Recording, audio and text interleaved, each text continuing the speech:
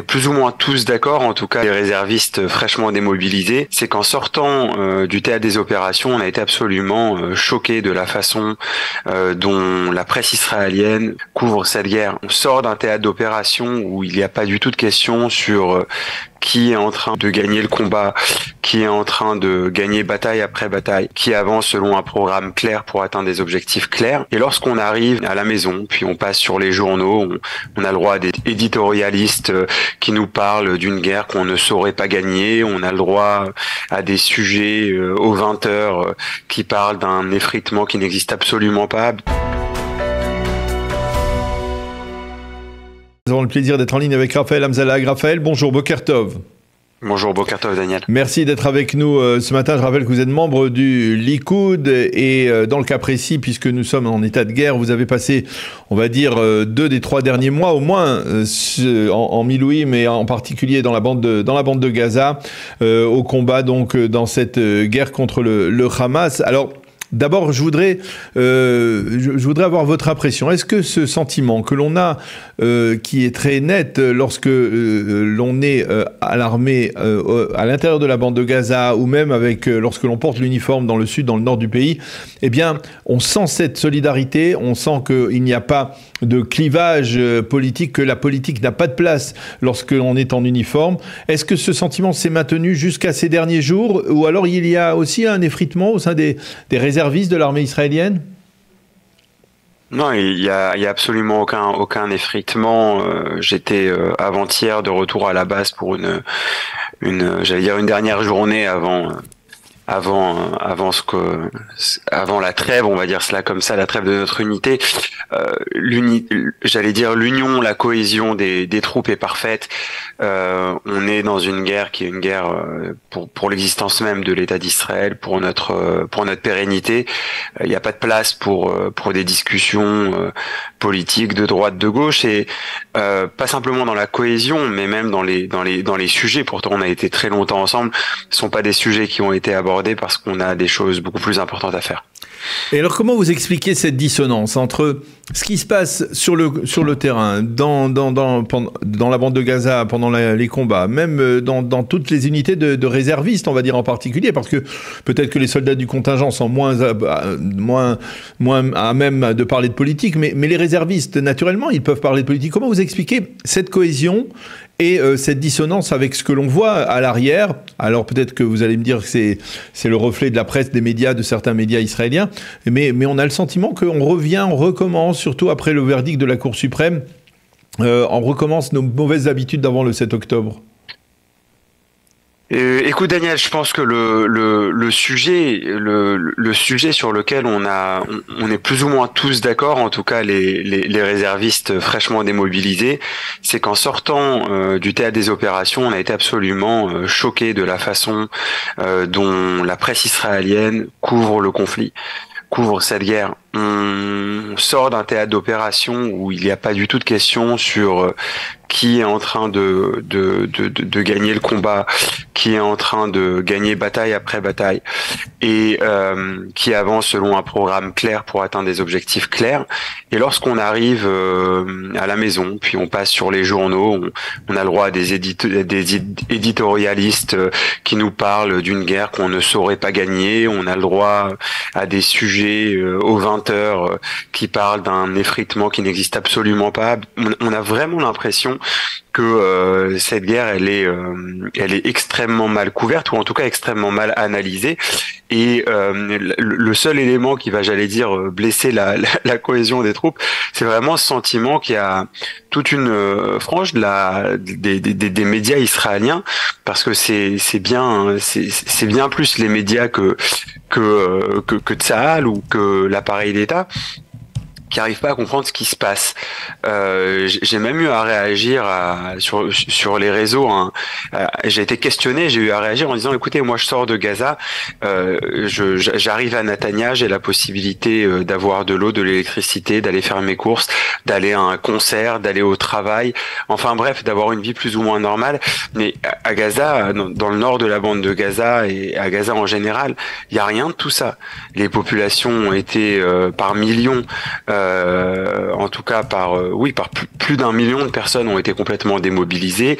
Il n'y a pas d'eau, il n'y a pas d'électricité, il n'y a pas de possibilité de travailler. On est en train de façon systématique de détruire toutes les infrastructures terroristes les unes après les autres qui ont été construites pendant plus de 25 ans. Donc ça demande du temps, mais la question de savoir est-ce qu'on va arriver, est-ce qu'on peut, on comprend pas du tout en fait ce type de questionnement. Alors, peut-être dans le même esprit, parce que nous allons faire une revue de la presse dans quelques instants, et effectivement, il y a des journalistes dans la presse israélienne qui commentent également l'élimination de Salah El-Harouri. Je voudrais avoir votre appréciation, parce que certains disent, peut-être que cette élimination remet en cause la possibilité de négocier un accord sur la libération des otages. Il y a aussi toujours cette approche plutôt défaitiste ou plutôt pessimiste, plus que, on va dire, ceux qui pourraient vanter le mérite de l'armée israélienne d'avoir éliminé si loin d'Israël un des leaders terroristes. Alors, bien évidemment, lorsqu'on apprend l'élimination de 7 terroristes hier, dont Salah El-Harouri, au cœur de Beyrouth, c'est une très très bonne nouvelle. Et c'est quelque chose qui va nous faire avancer dans cet objectif qui est d'éliminer et d'éradiquer le Hamas. Bien sûr, il y en a encore beaucoup sur la liste. Salah El-Harouri était même dans la liste des terroristes ciblés par le Pentagone avec une prime de 5 millions de dollars sur sa tête. Donc c'était vraiment une ordure dont on s'est débarrassé hier. Ceci dit, la façon, j'allais dire, dont la presse israélienne, en tout cas en partie, essaie de lier systématiquement l'avancée de l'armée dans ses objectifs militaires et un accord sur le sujet des otages, c'est quelque chose aussi qui est assez incompréhensible. Et j'explique. Le but de l'armée, c'est d'éradiquer le Hamas. La réalité sur le terrain, c'est la mise en place d'un plan qui vise à éradiquer le Hamas à 3 niveaux. D'abord comme entité politique, c'est-à-dire qu'aujourd'hui, c'est ma division qui a fait exploser, par exemple, ce qu'ils appellent la Cour de justice, la Haute Cour de justice à Gaza, puis ensuite le ministère de l'Intérieur. C'est-à-dire que toutes les institutions sont visées. Dans un deuxième point, il s'agit de viser leur capacité de blesser, c'est-à-dire leur enlever leurs roquettes, leur enlever leurs sites, leur enlever leur possibilité de créer des armements, etc. Et le troisième point, c'est d'éliminer chaque soldat terroriste du Hamas jusqu'au dernier. Donc, de l'autre côté, effectivement, il y a des otages à faire libérer. Ces otages à faire libérer, ils ne sont pas la préoccupation majeure des combattants sur le terrain des opérations. C'est plutôt cette idée de dire que lorsqu'on aura acculé le Hamas, jusqu'au dernier de ces militants, jusqu'au dernier terroriste, eh bien, ils n'auront d'autre choix que de négocier avec nous un accord. Donc, en fait, la dynamique de dire, voilà, Salah El-Harouri a été exterminé, donc ça va ajouter de la pression sur la négociation d'un accord ou d'une trêve, peut-être, sauf que tous les messages que le Hamas émet, c'est qu'il n'y aura pas de négociation sur les otages tant qu'on n'arrête pas les hostilités et qu'on s'engage de ne pas les continuer. Donc en fait, on est dans une confrontation frontale de deux des objectifs de cette guerre, et c'est avec cette complexité-là que Tsahal va devoir continuer l'offensive. Alors, je voulais vous demander de reprendre votre casquette de militant, de membre du Likoud, pour réagir à ce qui s'est produit donc avant-hier soir, c'est-à-dire l'annonce par la Cour suprême de ce verdict qui de facto annule la fameuse loi de raisonnabilité qui avait été votée par la Knesset en juillet dernier. Quelle est votre appréciation de ce qu'ont fait les juges donc il y a 36 heures ? Sans parler de leur déconnexion absolument parfaite de ce qui est en train de se passer en Israël avec cet effort de cohésion qui a commencé avec ce gouvernement d'union nationale d'urgence, mais aussi dans tous les textes de loi qui sont adoptés à la Knesset, ils sont adoptés, les textes qui sont adoptés aujourd'hui et qui sont votés et qui avancent au Parlement, ce sont des textes qui sont quasiment cooptés par l'ensemble des partis. Donc le fait qu'ils étaient déconnectés de la réalité et du peuple, ça on le savait déjà, mais il y a quelque chose d'assez exceptionnel dans ce qui s'est passé, non pas à cause du sujet lui-même, parce qu'il faut que nos auditeurs le comprennent. La clause de raisonnabilité n'impacte ou ne pouvait impacter que 15 personnes, les juges de la Cour suprême.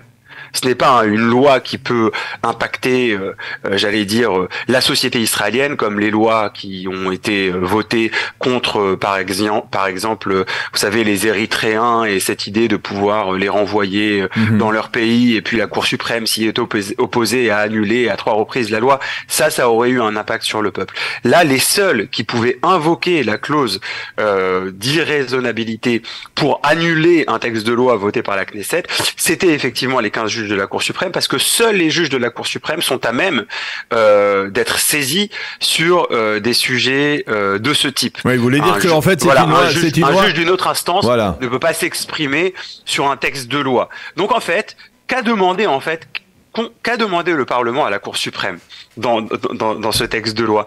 Il lui a dit d'accord, si demain tu veux m'annuler une loi, ok, mais fais-le en invoquant des raisons juridiques intrinsèques, puissantes, claires, fortes, étayées, non en me disant écoute, ça me semble irraisonnable.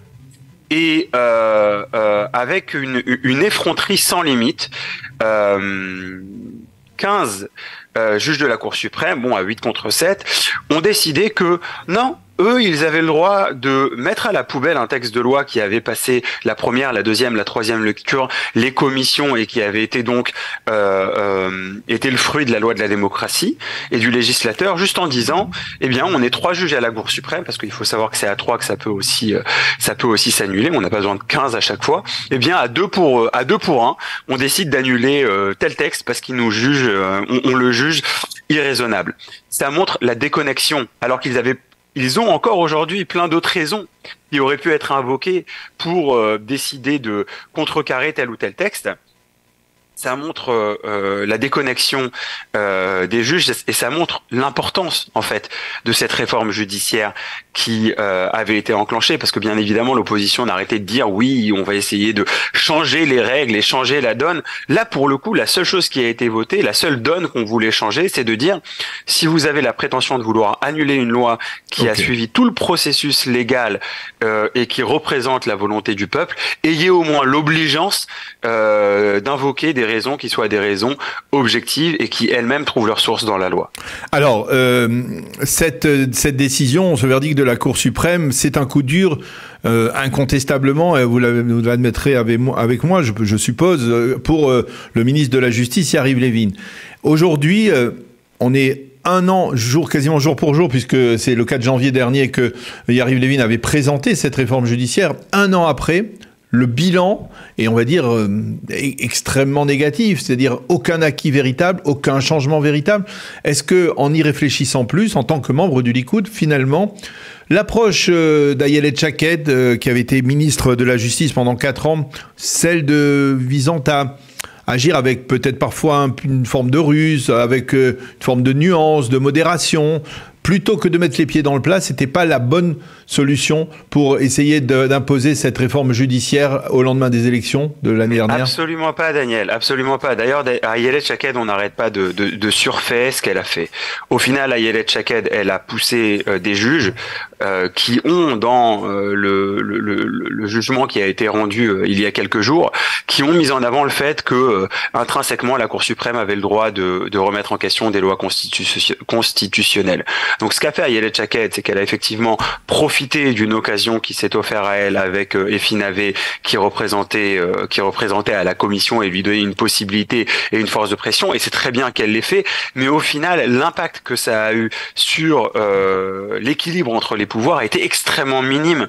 Au final, elle a suivi les règles, elle a absolument rien changé, et la résultante, c'est que même les juges dits conservateurs qu'elle a nommés, eh bien au final, ils n'ont pas eu un réel poids dans ce qu'on appelle l'équilibre des pouvoirs. Raphaël, quand Amit Segal dit que de facto aujourd'hui, le verdict de 8 juges contre 7 qui ont invalidé cette loi sur la raisonnabilité, il est de facto plus actuel. Parce que, tout simplement, la présidente sortante de la Cour, Esther Chayout, et Anat Baron, qui sont 2 juges libérales, eh bien, ne siègent plus à la Cour suprême. Et de facto, on peut dire aujourd'hui que il y a de plus en plus de juges conservateurs qui peuvent avoir un poids.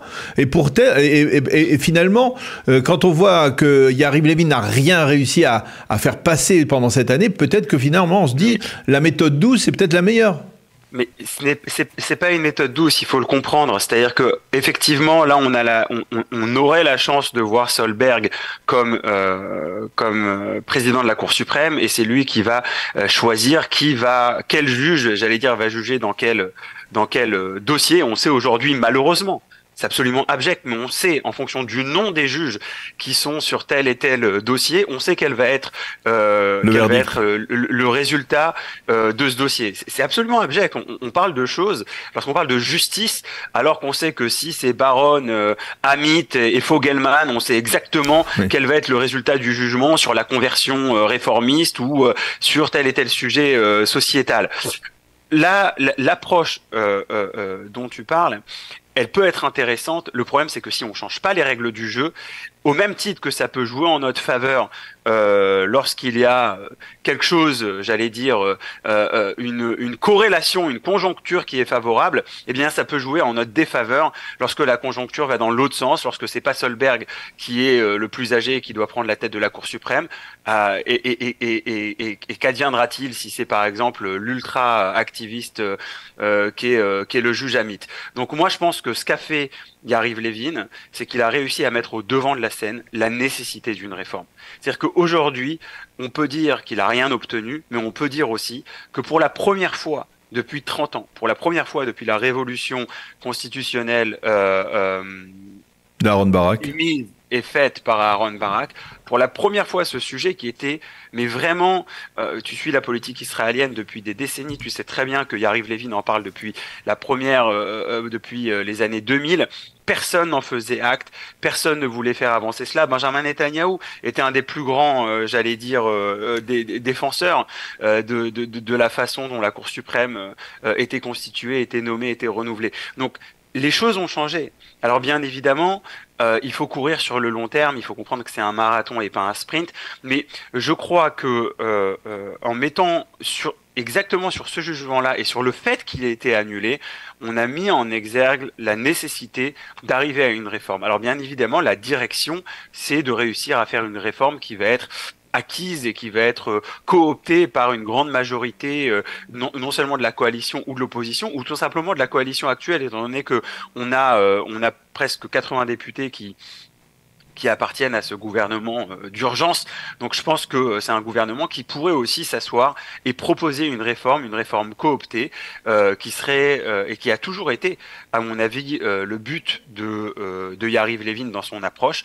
Je pense que s'il n'y avait pas eu cet électrochoc, Daniel, on serait resté pendant encore quelques bonnes décennies à se taper sur l'épaule en se félicitant de telle ou telle manœuvre qui a été effectuée par Ayelet Shaked, ou à l'époque il y avait aussi le professeur Friedman qui voulait faire des réformes, et le professeur Neheman de mémoire bénite qui a essayé de faire des réformes, et à chaque fois qu'ils ont essayé, ils ont été épinglés et quasiment mis sur le pilori de l'opinion publique. Donc on voit que ces ministres de la Justice, et pas simplement de droite, mais de façon successive, lorsqu'ils ont essayé de changer les choses, ils n'ont pas réussi. Donc je pense que ce que Yariv Levin a réussi à faire, c'est à mettre ce sujet au cœur du débat politique israélien, et lorsque cette guerre sera terminée, on comprendra peut-être à cause malheureusement de cette guerre, qu'on est obligé de réformer les choses, mais de réformer les choses ensemble.